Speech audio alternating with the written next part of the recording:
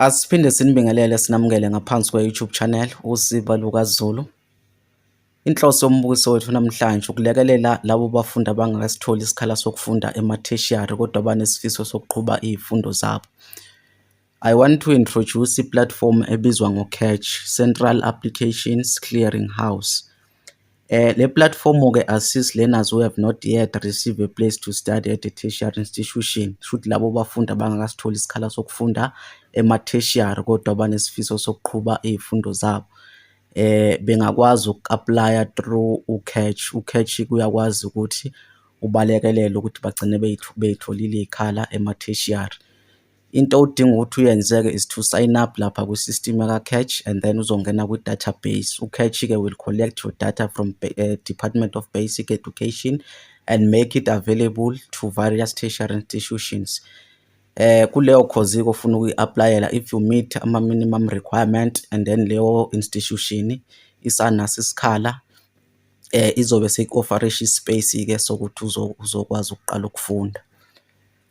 Ngizokubonisa ukuthi si-sign up kanjani lapha ku-CACH uzokwazi ukuba kwi-database yakhona. Uzongena lapha ku-Google Chrome wakho.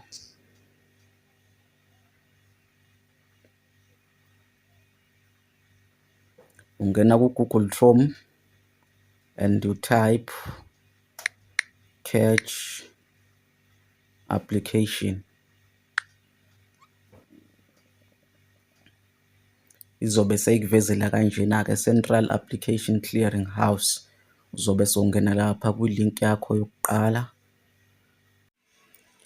Izobe seyikuthatha-ke seyikubeka la kwi-website yaka-CACH. To sign up, you click lapha u-learner sign up. You click lapha learner sign up. Mangabe sewuklickile u-learner sign up izobe seyivela, kuyavalwa lapha nge-31 March 2025.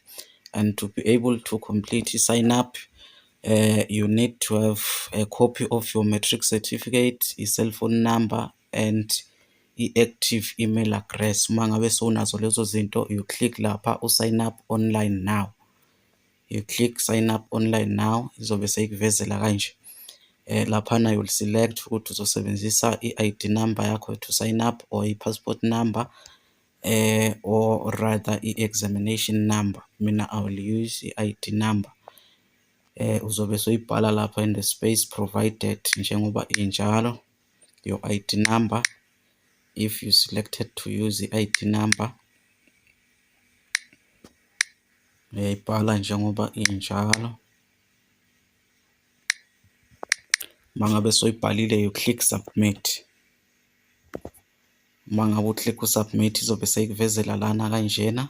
To fill your personal details, first names ubhala igama lakho, mawunamagama amabili wabhala womabili lapha. You write your name, ku-surname lapho ubhala isibongo sakho. Title you select lapha kwi-title. If you miss, you choose uMiss. If you missed, you choose uMr. If you Mrs, you select lapha uMrs. And then contact details, email address lapha ufaka your email. Ufaka your email address njengoba injalo lapha.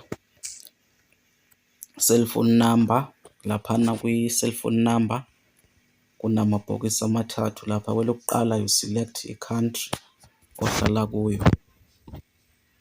If uhlala eSouth Africa, you select lapha South Africa. South Africa. Bazobe sebekufakela lapha phakathi kwibhokisi eliphakathi nendawo i-code yase-South Africa +27. And then lapha kwi-code yokugcina you write i-cell phone number yakho njengoba injalo.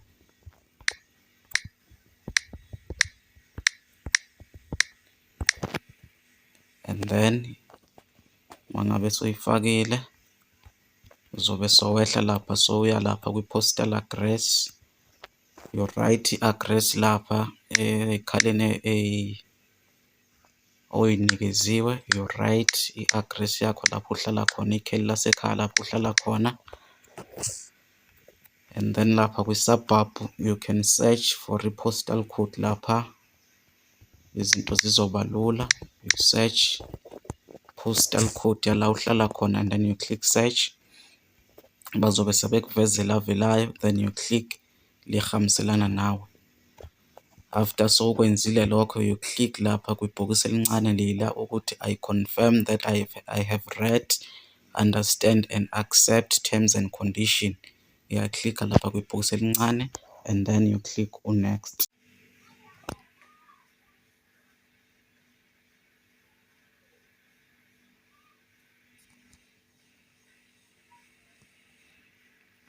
And then bazobe sebekuvezela ke lapha your catch number and i-password. Uma ngabe sokutholile i-catch number and i-password, you click lapha continue with online sign up. Awukakaqedi lapha if sokutholile, you still have to complete your sign up.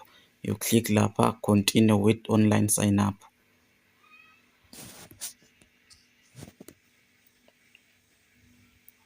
And then to continue, user login, laphana you have to punch ama-details lapha bakuphe wona, your catch number and i-password njengoba bakunikezile.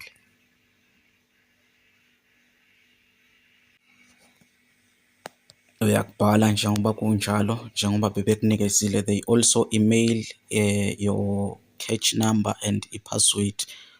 If ungayibonanga, you can check it kuma-email akho and then come back, uzobe soyibhala ke la njengoba injalo bekunikezile. Mangabe sokuphantshile laphana, ubhala lapha leya security code njengoba injalo ebhalwe lapha lapha ku-black, lapha ngo-black, ukubhala njengoba kunjalo lokhuya.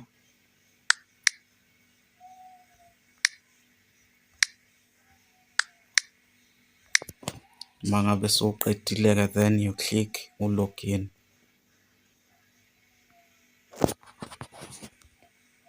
And then they will show your personal info, and then you have to confirm ukuthi right konke, and then you click next.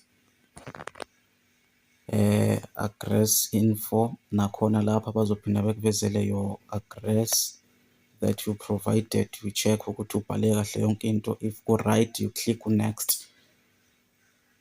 Address info successful. Izobe siba la kwi-email info, nakhona you confirm ukuthi konke right, then you click next. Your cell phone number again, if right yonke into ibhalile, then you click next. Yourself, previous surname, laphana uyabhala if you have ever used i-surname enye beside lo soyisebenzisa manje. Are you a South African citizen? You choose lapho yes if uhlala eSouth Africa. I-province lapha you choose i-province ohlala kuyo. Financial status, if u-applyile for NSFAS, uyakhetha lapha. If you didn't get a response from NSFAS, you choose lapha ekuqaleni. If uzoyikhokhela, you choose lapha self-funded. May we make your details available to private colleges if you have an interest to study kuma-private colleges? You can select no lapha. You can select yes, I mean. If you have no interest to study kuma-private colleges, you select no lapha. And then mangabe sokwenzile lokho, you click next. Your gender laphana ufaka your gender. If you're a male, you choose male. If you're a female, you choose female. Population group, African if you're an African. Home language lapho ufaka your home language, ulimi olusebenzisa ekhaya. Disability, if you are disabled, ukhubazekile, you choose lapha bakunikezile. If you are not disabled, you choose lapho not disability, then you click next. Next of kin, umuntu ozokwazi ukuthi bamcontact if you are not available. Umuntu ohlala naye ekhaya, you can choose lapha umuntu oyedwa ohlala naye ekhaya, then you provide ama-details akhe. Your name, gama lakhe lapho ufake igama lakhe, surname ufake isibongo sakhe, relationship you choose lapho ukuthi how are you related nalowo muntu loyo, email address ufake i-email address if unayo i-email address yakhe, cellphone number ufake i-cellphone number yakhe lapha. It is compulsory,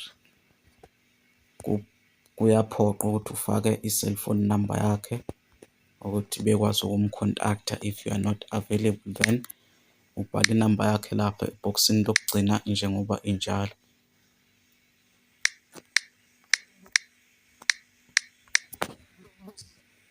And then mangabe sokufakile, then you click next. Isikole owafunda kuso laphana, you choose isikole owafunda kuso, you search for isikole owafunda kuso, I mean you can search lapha igama lesikole owafunda kuso. Mangabe solibhalile, you click search.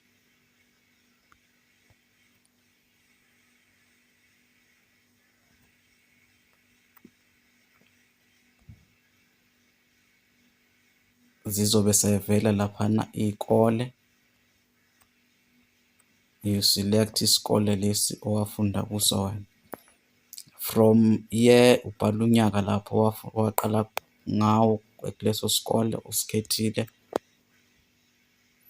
waze waqeda nini, you select lapha ukuthi waqeda nini, and then mangabe sokufakile, you click next.